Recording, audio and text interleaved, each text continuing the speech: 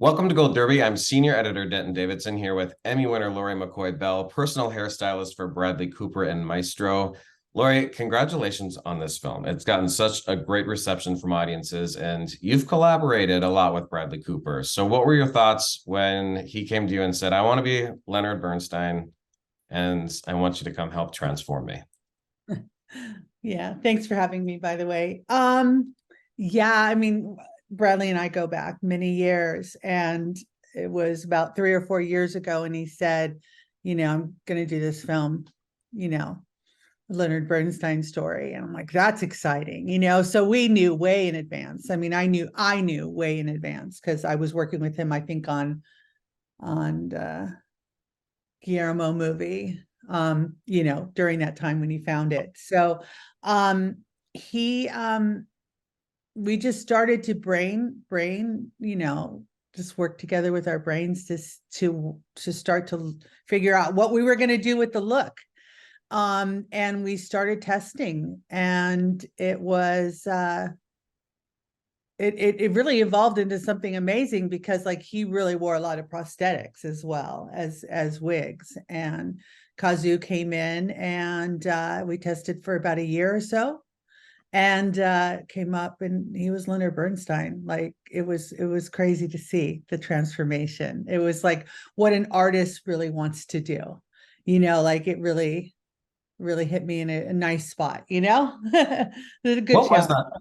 What was that first job you did with Bradley Cooper, and what made him say, "Okay, you just come along with me for every movie basically now"? Because I you work with him. I don't know how many films have you done with him together? Oh my It's quite gosh, a I few. don't know. So It what is that connection with Bradley that you had in that working relationship?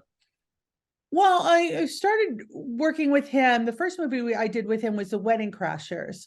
And I was Okay. a department head on that, but I actually didn't even do his hair on that movie. My key did. And so the next film that I got to work with him was The Hangover, the first Hangover. So I still had the same key hairstylist. I said, why don't you just do Bradley? Because you did him before, and I don't, he's number one on the call sheet. It doesn't matter. If who does what, but you have the relationship with him more than I do. And he came in and he sat in my chair, and I said, okay, well, this is what we're gonna do, and after that it was just I went everywhere with him and did everything with him. It just our personalities clicked. My artistry worked for his hair and gave him confidence that he didn't have to worry about that on camera, which a lot of actors and actresses want and need, one less worry, that they know that they're taken care of and it's going to be okay. And we've just been on this journey, on this ride that's been amazing to this point, and now we're at Maestro. Turned him into Leonard Bernstein. Didn't even, recognize him.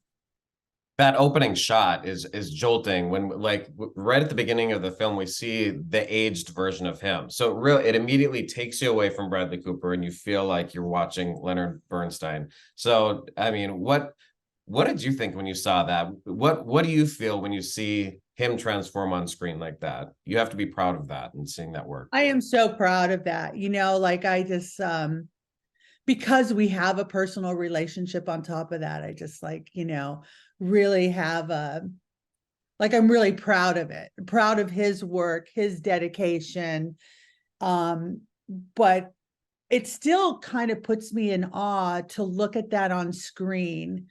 That opening shot that you're talking about with him on the piano and him playing, at the age of 71, and just every little detail is perfection, from the makeup and all the prosthetics that were put on, to the hair, to his performance, for his little nuances that are Leonard Bernstein's, that he studied, in his movement. And all of that is just that's true art, and that's really an amazing thing to be part of.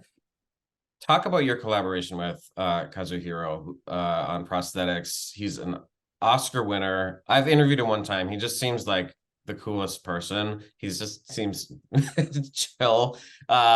What is that collaboration like for you? Is he sort of working on him for hours and then you come in to do the hair, or are you both doing things at the same time? How do you work together to make those changes?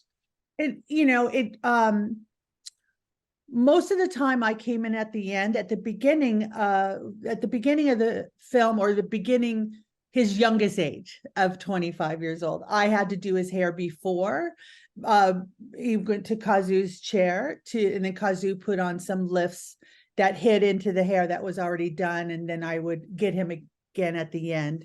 He probably was with Kazu for a couple hours because Kazu had pieces to put on, and then he would come back and I would just put for the youngest stage, I had a toupee, just a small piece that went on his head that brought his hairline down to look like Leonard's, and the rest was his hair, and I just would blend it in and it would finish. So the other stages, there was 4 other stages for me, and I had 20 minutes to put on the wig. Basically, after he got out of makeup, he'd come up into my section of the hair trailer, he'd change, and he'd sit down, and he was getting ready to go to set and be in director mode, so that wig had to go on quick, it had to go on, precise, and he was out the door and off, at crew call, setting up the first shot.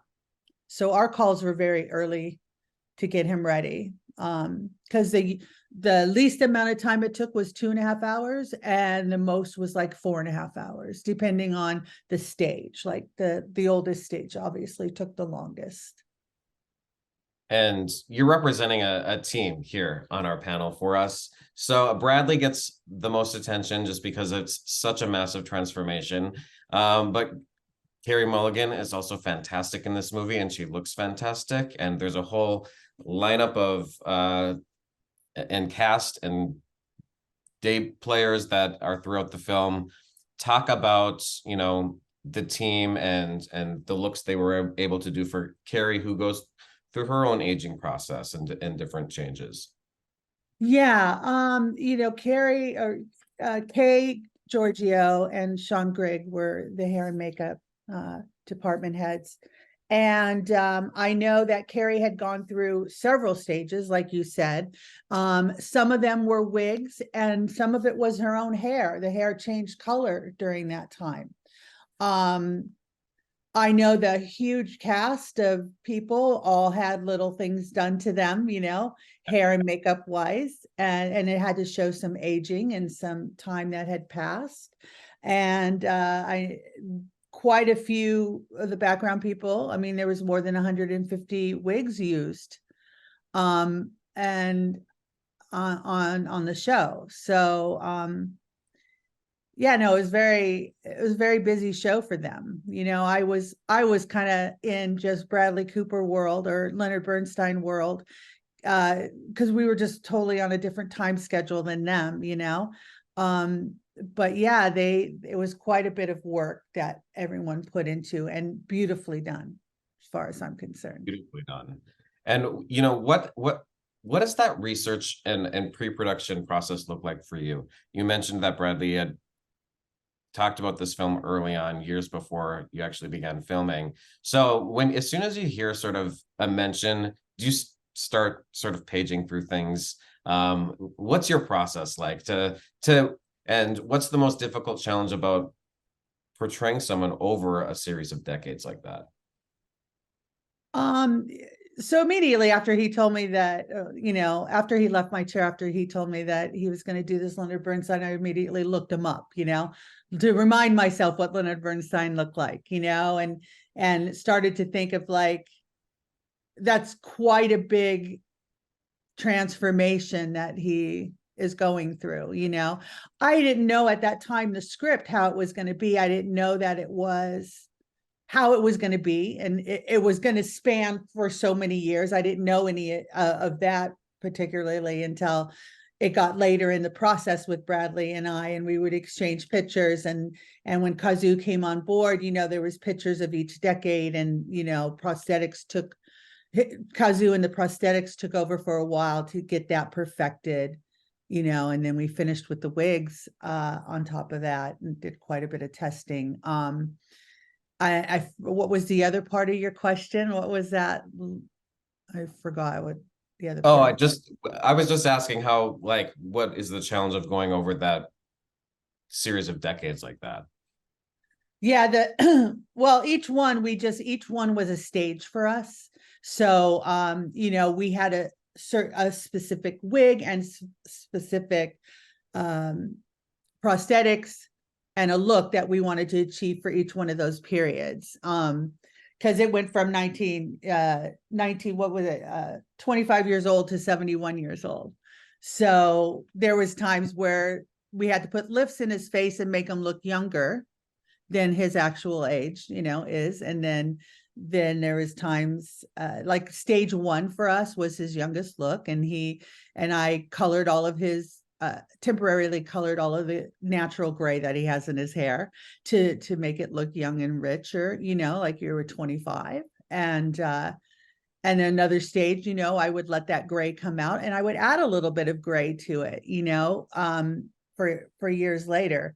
It was quite an undertaking, and it was amazing to watch. I'm working with perfectionists. Bradley is a perfectionist.